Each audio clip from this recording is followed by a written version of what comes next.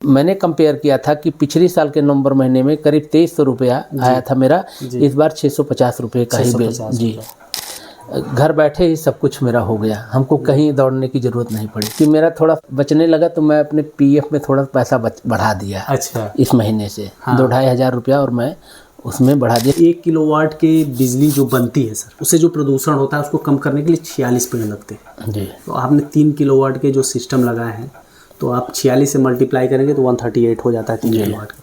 मतलब आप एक ऐसी इलेक्ट्रिसिटी का यूज कर रहे हैं जो बिना एनवायरनमेंट को क्षति पहुंचाए आपके पास आ रही है। हाँ, नमस्कार दोस्तों, आन्या ग्रीन एनर्जी के सोशल मीडिया प्लेटफॉर्म पे आप सभी का स्वागत है। मैं हूं सुनील सिंह।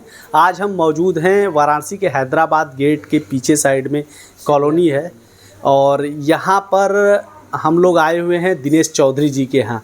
दिनेश चौधरी जी से बात करेंगे और उनके अनुभव को आप तक पहुँचाने की कोशिश करेंगे। उससे पहले हम चाहेंगे इन्वर्टर का पूरा सेटअप आपको दिखाएं कि यहाँ पे 3 किलोवाट का ऑन ग्रिड का जो सेटअप लगा हुआ है वो कैसा है, कितना एरिया कवर किया है, इनके यहाँ पैनल कौन से हैं और ये किस प्रकार से फंक्शन करता है, ये सारी चीज़ें डिटेल में जानेंगे। उसके बाद हम दिनेश जी से जानेंगे कि उनको जब उनका बुकिंग प्रोसेस क्या था, उनका मतलब सब्सिडी के लिए कहाँ भाग दौड़ करना पड़ा, या फिर कुछ भी जो भी सोलर से रिलेटेड जो भी सारे क्वेश्चन हैं, और उनके पर्सनल अनुभवों को भी जानेंगे।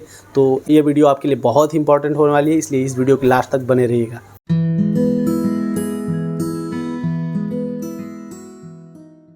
अभी जो आप हमारे सामने देख रहे हैं 3 किलोवाट का ऑन ग्रिड सोलर सिस्टम का सेटअप है। इसमें 16 बसबार के पैनल लगे हुए हैं 560 वाट के, और ये बाइफेशियल पैनल हैं। इसमें दोनों साइड में सेल लगी हुई है, टॉपकॉन पैनल है। और इसके टोटल पैनल की बात की जाए तो टोटल 6 पैनल लगे हुए हैं। और वहीं अगर इसके स्ट्रक्चर की बात की जाए तो यहाँ पे देख सकते हैं परफेक्ट माउंटिंग स्ट्रक्चर है, और जिसका सीधा सा मतलब यही होता है, इसीलिए परफेक्ट एंगल का यूज किया जाता है जिससे हवा का प्रभाव पैनल पे न पड़े, जिससे पैनल ना उखड़े। वहीं अगर इसके स्ट्रक्चर की बात की जाए तो इसमें जीआई चैनल का यूज किया गया है ताकि इसमें जंग ना लगे, और क्योंकि पैनल पे 25 सालों की परफॉर्मेंस वारंटी है तो एटलीस्ट जो स्ट्रक्चर है वो भी 25 सालों तक चले। वहीं अगर इसके वायरिंग की मैं बात करूं, अगर देखा जाए तो भारत में तीनों मौसम होते हैं, और मौसम अलग अलग होने की वजह से जो वायर की ऊपरी परत होती है प्लास्टिक की होती है जो ख़राब हो सकती है, इसीलिए हम उसको कैंडुट पाइप के थ्रू ले जाते हैं जिससे डायरेक्ट वो इन्वायरमेंट के इफ़ेक्ट में ना आए और वो लंबे समय तक चल सके। वहीं आप पीछे के साइड अगर कि आप देखेंगे तो ये लाइटनिंग अरेस्टर है जिसका मेन काम होता है आकाशीय बिजली से सुरक्षा करना पैनल की। जैसे कि अगर आकाशीय बिजली गिरती है तो वो डायरेक्टली पैनल पे उस पर इफेक्ट ना रहे, वो आकाशीय बिजली लाइटिंग अरेस्टर पे आए, वो अरेस्ट करके सीधे ज़मीन के अंदर डाल दे जिससे हमारा पैनल सुरक्षित रह सके।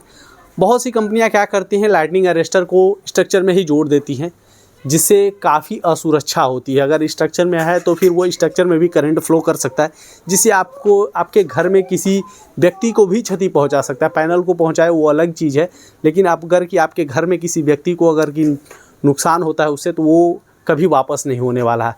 तो इसलिए हम सुरक्षा कारणों का पूरा ध्यान रखते हैं और स्ट्रक्चर से दूर करके रखते हैं ताकि जो हमारा आकाशीय बिजली गिरे ना पैनल पे इफेक्ट आए, ना ही ये आप किसी स्ट्रक्चर में वो जा सके जिससे कि आपके घर पे किसी की क्षति हो। वहीं अगर देखा जाए तो इसमें भी जीआई चैनल का यूज़ किया गया है ताकि इसकी भी लाइफ बनी रहे। तो अब हम नीचे के साइड ले जाकर आपको इन्वर्टर का सेटअप दिखाते हैं। अभी हमारे सामने आप देख रहे हैं ये 3 किलोवाट का इन्वर्टर सेटअप है जिसमें एक साइड में डीसी डिस्ट्रीब्यूशन बॉक्स है, एक साइड में एसी डिस्ट्रीब्यूशन बॉक्स है और बीच में है इन्वर्टर। तो इधर देख रहे होंगे डीसी डिस्ट्रीब्यूशन बॉक्स है। इसका मेन काम होता है जो पैनल डीसी करंट बनाती है सूर्य की ऊर्जा को सोख कर, वो डीसी करंट सीधा डीसी डिस्ट्रीब्यूशन बॉक्स के थ्रू ही इन्वर्टर में जाता है। तो इसमें एमसीबी लगी है। बाय द वे आकाशीय बिजली गिरी जिसे अचानक से फ्लक्चुएशन तेज हुआ जो इन्वर्टर को क्षति पहुंचा सकता है, इसमें एमसीबी लगी है जो गिर जाएगा और हमारा इन्वर्टर प्रोटेक्ट हो जाएगा। वहीं इस साइड एसी डिस्ट्रीब्यूशन बॉक्स है जो ग्रिड से कनेक्टेड होता है। ग्रिड में अक्सर लाइट फ्लक्चुएट करके आती है तो हमारे इन्वर्टर को उससे कुछ नुकसान ना हो, क्योंकि मेन पार्ट हमारा इन्वर्टर है इस पूरे सेगमेंट में। तो उसको सुरक्षित रखने के लिए इसमें भी एमसीबी लगी है, वो गिर जाएगी जिससे हमारा इन्वर्टर प्रोटेक्ट हो जाएगा। वहीं बीच में हमारा इन्वर्टर है जिसका मेन काम होता है डीसी करंट को एसी करंट में कन्वर्ट करके एसी डिस्ट्रीब्यूशन बॉक्स के थ्रू पूरे घर के लिए सप्लाई देना, जो एक्स्ट्रा बिजली होगी वो नेट मीटर के थ्रू ग्रिड में चला जाएगा। जो कैलकुलेट हो गया वो आपके बिजली की बिल में आने वाला है कि दिन के टाइम में आपने कितना ग्रिड को दिया और रात के टाइम ग्रिड से कितना लिया, वो सारा चीज़ कैलकुलेट होकर आपके नेट मीटर से आपके बिजली बिल में आएगा। वही अगर बात की जाए इसकी इन्वर्टर के नीचे जो वॉकी टॉकी की तरह लगा है, ये रिमोट मॉनिटरिंग सिस्टम है, RMS है, जिसके थ्रू आप मोबाइल एप्लीकेशन में देख सकते हैं कि किस टाइम पे कितना बिजली जनरेट किया और कितना आपने कार्बन एमिशन किया, सारा चीज़ों का डेटा इसमें मिलता है। तो ये हमारा पूरा इन्वर्टर का सेटअप है। तो जैसा कि दोस्तों मैंने आपको पहले बताया था कि सबसे पहले मैं सिस्टम को दिखाऊंगा, सिस्टम को दिखाने के बाद मैं दिनेश चौधरी सर से मिलवाऊंगा। तो दिनेश चौधरी सर हमारे सामने हैं। सर सबसे पहले आपका स्वागत है। Thank you sir. आप अपना पूरा परिचय बताएं और आप अपने प्रोफेशन के बारे में भी बताएं। जी सर, मेरा नाम दिनेश चौधरी है जी। मैं BHU में स्कूल ऑफ बायोटेक्नोलॉजी में कंप्यूटर ऑपरेटर पद पर काम करता हूँ जी। अब बेसिकली अब हम लोग आते हैं अपने मेन क्वेश्चन पे। जैसे यहाँ बनारस में बिजली कितनी रहती है अगर बात की जाए तो? बनारस में जिस एरिया में मैं हूँ जी, यहाँ बिजली बहुत अच्छी रह रही है। कभी कभी 1-2 घंटे के लिए जाती है गर्मियों में, कभी कभी कभी कभी। अदरवाइज यहाँ लगभग 24 आवर्स में 23 आवर्स रहती है, मतलब यानी अच्छी बिजली की कोई दिक्कत नहीं है। बिजली कोई दिक्कत नहीं है। तो सर बिजली के बिल भी काफ़ी अच्छे आते होंगे? जी निश्चित रूप से आते हैं जी। तो बिजली के बिल जो आते हैं, पहले आता था जी। उससे अब मेरा बिजली बिल कम आ गया, जी क्योंकि मैं ऑनलाइन ग्रिड सिस्टम के बारे में जब सुना, जी अपने गांव में देखा 1-2 लोग लगवाए हुए थे, जी। तो उससे प्रभावित होकर के मैं सोचा कि बनारस पहुंच करके मैं यहाँ पर लगवाऊंगा। और नेट के थ्रू सर्च किया तो अन्या ग्रीन एनर्जी के बारे में जानकारी मिली, उनका रिव्यू बहुत अच्छा था। एक और चीज़ है सर, इसमें सब्सिडी का प्रावधान है, गवर्नमेंट सब्सिडी देती है जी। तो सब्सिडी के बारे में आपको कुछ नॉलेज है सर?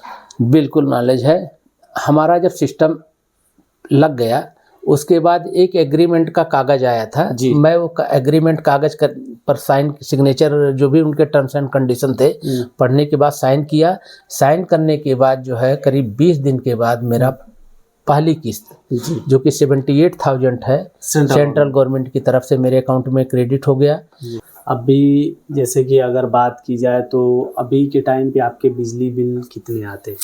इस समय तो बिजली बिल जब पहले लगा था तो उस समय नेट मीटरिंग और उसको लेकर के थोड़ा कम हुआ था, क्योंकि वो 10-15 दिन का ही ड्यूरेशन था जी। तो उतना तो बना नहीं था बिजली। लेकिन नेक्स्ट मंथ आया तो नेक्स्ट मंथ में बहुत इफेक्ट पड़ गया उसका, आधे से ज़्यादा कम हो गया जी। और फिर इधर जो इस महीने का नवंबर महीने का आया तो मैंने कंपेयर किया था कि पिछले साल के नवंबर महीने में करीब 2300 रुपया आया था मेरा, इस बार 650 रुपये का ही बिल जी।